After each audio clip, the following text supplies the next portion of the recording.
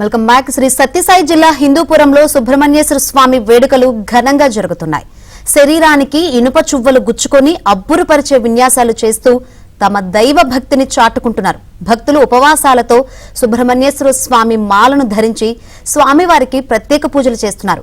గరుడ పక్షి దర్శించి వెళ్లిన తర్వాత రథాలను హరోం హరా అంటూ రథాలను ముందుకు సాగిస్తారు. రథోత్సవం తిలకించేందుకు స్థానికులతో పాటు ఇతర ప్రాంతాల నుంచి పెద్ద ఎత్తున భక్తులు పాల్గొన్నారు.